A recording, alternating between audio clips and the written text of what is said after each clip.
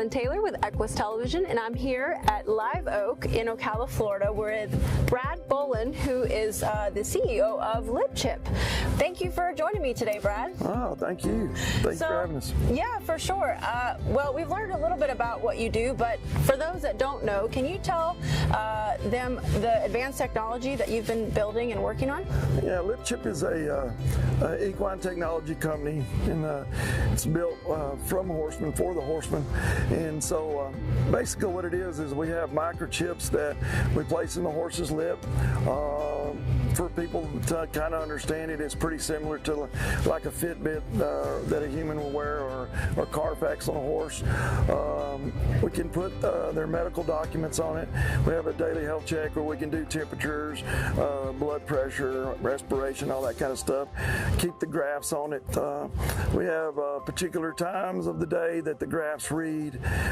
We have PDFs on the Coggins and health certificates, just many different kind of things. So it sounds like this will be beneficial for pretty much anybody in the horse world.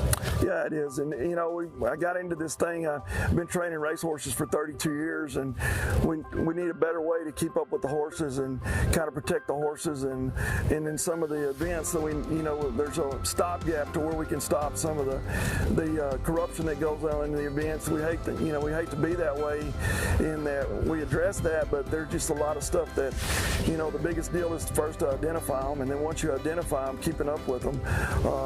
We've kind of developed a way to where we can do some special things in the test barn. We have our own specialized readers. We're very proud that they're the only readers that are manufactured in the United States.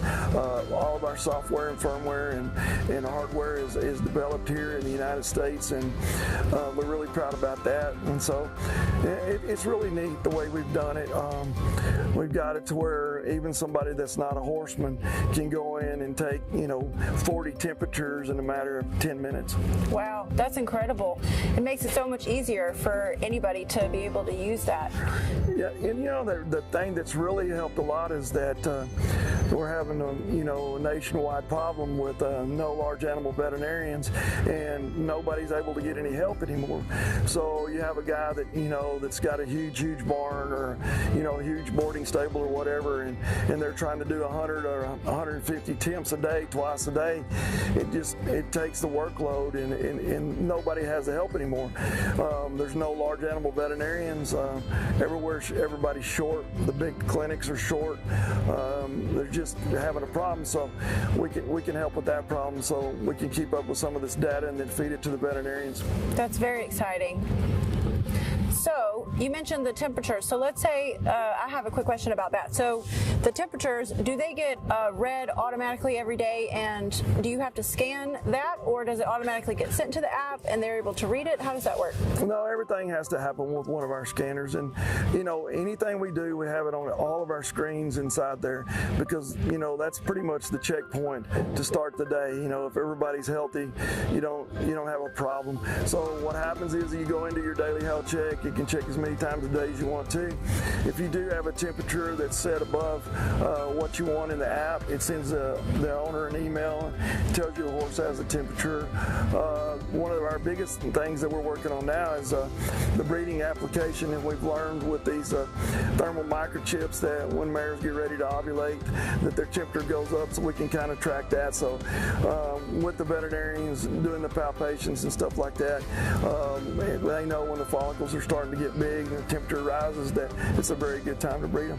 So in essence, you would probably recommend this, especially to anyone who's breeding horses for that purpose.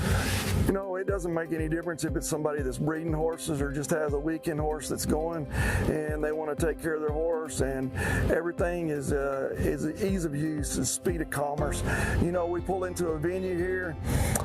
Chester and Chloe and Juliet have been awesome. First time we've ever been to any kind of international event, and all these events that we go to now, everybody is really getting excited about when we come in. We can do the checks straight out of the truck. We can go in and and give the stall assignments. We can order shavings. We can take their fees, and it's all done before they get there. So it's just like a really quick pass. Instead of having to go and sit for hours and hours at the venue, wait to get your horse out. Your horse is upset and stomping in the trailer. They're hot or cold or whatever it may be, but it's really neat. And so they go in, they pre-check.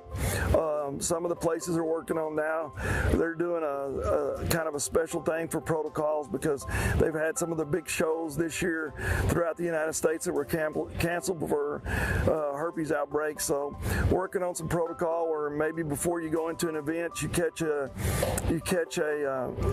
temperature 3 days prior, and then they're preloaded for the event when they go in 3 days prior.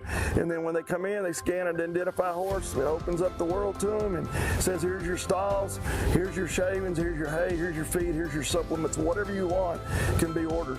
So basically the way it works is we're like the wagon wheel, and we have spokes going all the way out. We're also working with some regulatory bodies, so we can push some of this data back towards them. Of course, the number one person is the owner. Everything we do, we have to do through owner permissions or trainer permissions, and so then we can branch out to where we have all the different kind of little fingers out there. That's so incredible. Well, I'm definitely looking forward to seeing that in more every aspect of the equestrian world. We deal a lot with polo, for example, and I mean, it seems like it would make so much sense for an industry like that where they're traveling internationally all the time, and it would just help them so much.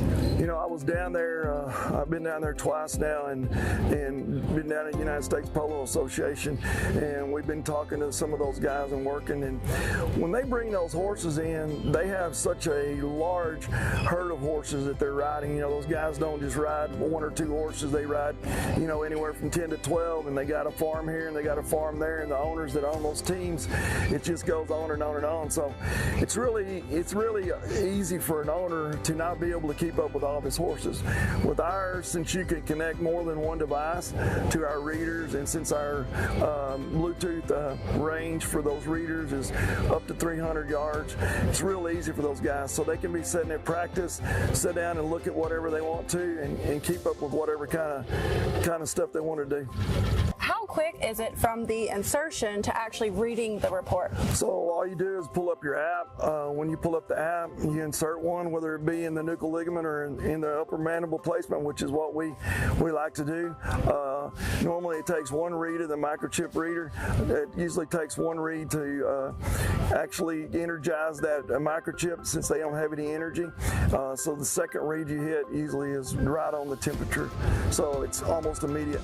You insert the microchip, it pops up the data and says, do you want to enroll this horse? Then you can enroll the horse through the permissions, and once you go through those permissions, then you can put in anything you want to in there, whatever kind of notes or whatever kind you want to do. You save it, and then once that horse goes into the database, it's there. When the scans come in, it drops a pin within 5 feet of where that horse is, and then it goes, and even if you don't have any kind of cell service, it'll keep it right there on the Bluetooth device until you have Wi-Fi or cellular service. In terms of the equine industry, where would you say the most interest has come so far? We've had a lot of interest from everybody, and we're real widespread, but I guess probably since I've been training racehorses for 32 years, probably they're the most interested.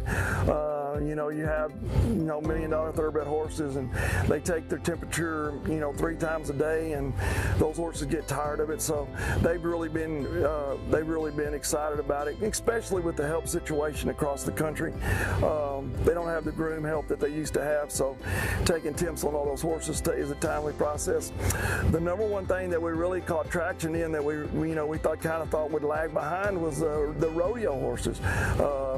The Professional Cowboy Rodeo Association has been really good to us. We've had some really big wins in the industry here recently. Ty Harris from San Angelo, Texas, he won the American tie-down roping.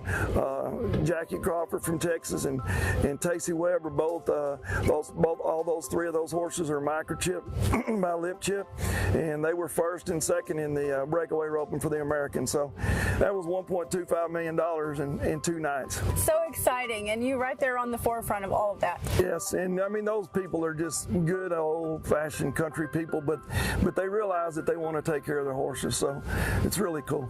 That's great. In the industry, there's a lot of people that are involved with breeding, but it also has a crossover with financial and investing and things like that. How does that work with permissions and access and things like that?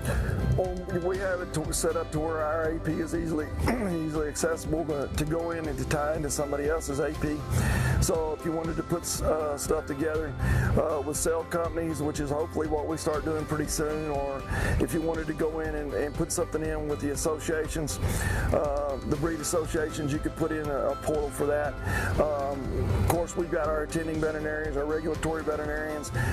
We've got all different kind of people that want to be in the portals, because the thing about it is that what helps everybody is being able to pick it up, and no matter what you do, there's somebody with inside that wagon wheel that can help you. That's so important for the health of the horse at the end of the day. It's very true. I mean, you go and I end up in Ocala and never been there and don't know who to find a veterinarian. They can go in and look at the app, and we can move them on to this guy or this person.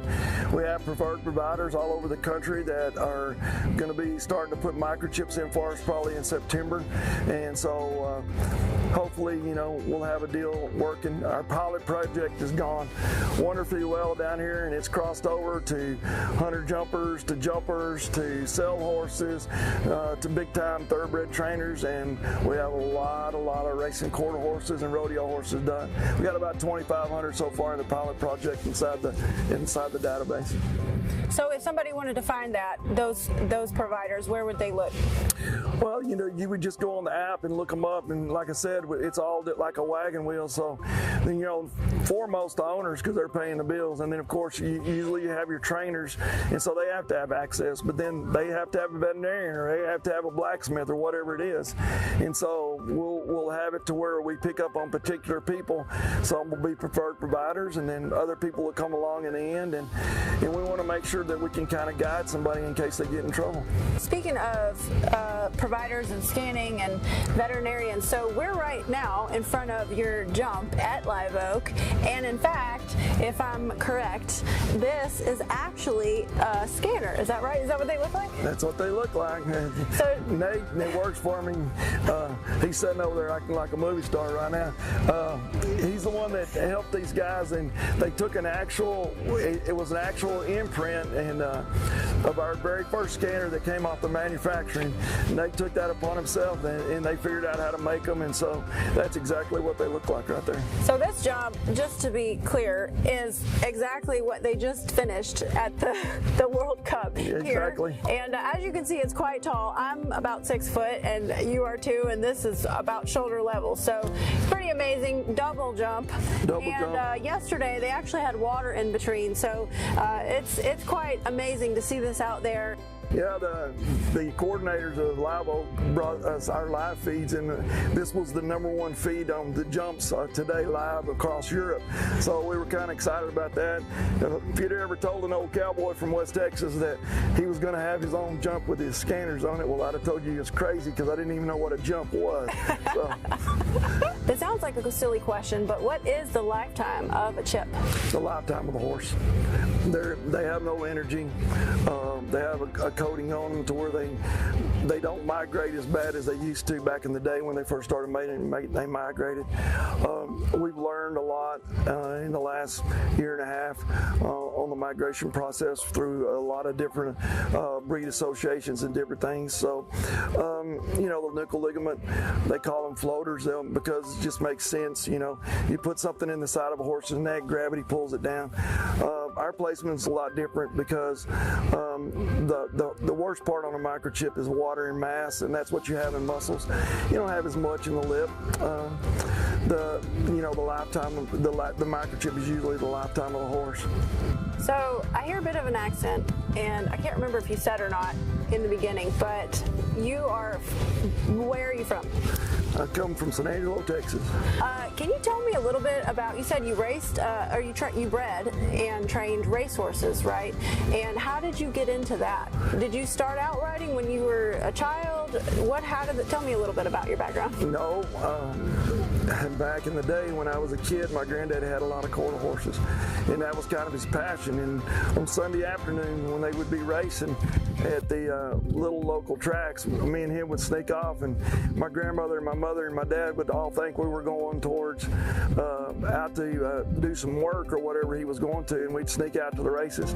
So I kind of got bit by that, and you know, I never really had much to do with the horses in high school or anything else. I was kind of just, you know, enamored by my granddad. He was one of my favorite people. But the thing about it is that when I went to school, my dad wanted me to go to school and get a business degree, and I was like, oh my gosh, it's just terrible. I just don't want to do this. And finally, when I was a sophomore in college, I snuck over to the ag department, and I met a guy that was really influential in my life, Dr. Warren Griffin, and he kind of took me under his wing. And by the time it was all said and done, we had a horse program there at Angelo State, and he let me do as much research as I wanted to. I mean, they wouldn't even let a kid to do some of the stuff we did back there with the horses. I left college and started training halter horses. I had some really good halter horses, and I trained for a guy that had a large number of them. And one weekend we went to the show, and we were probably at a littler show than what we should have had these high-class horses at. They were all placed last, and he called me the next day and he goes, "What do you know about racing?" I said, "Absolutely nothing." He said, "You better learn pretty fast." And so I just kind of got thrown into it by the fire, and you know, good Lord willing, I got a lot of people that were behind me for a long time, struggled for a long time, and then finally started to getting some really good horses. And I'm very fortunate now that I train for one of the biggest quarter horse owners in the United States. Well, Brad, thank you so much for being here with me today. I've really enjoyed hearing about Lipship as well as your background and how you kind of grew up in that industry. Do you have any last words you'd like to say before we finish up? No, I want to really tell you how much we appreciate y'all having us here today. I want to thank Chester and Chloe and Juliet. I mean, this has been an awesome experience to do our first international show. You know, the number one thing I think we take away from this is that, you know, the horses are probably the number one animal in the world besides dogs that people just absolutely love and adore. And I think everything we can do from a technology perspective in this day and age, we need to do for the horse and take care of them because they deserve it. I agree. It's all about the love of the horse, really. Well, thank you again, and I'm Jacqueline Taylor with EQUUS Television, coming to you from Ocala, Florida at Live Oak International.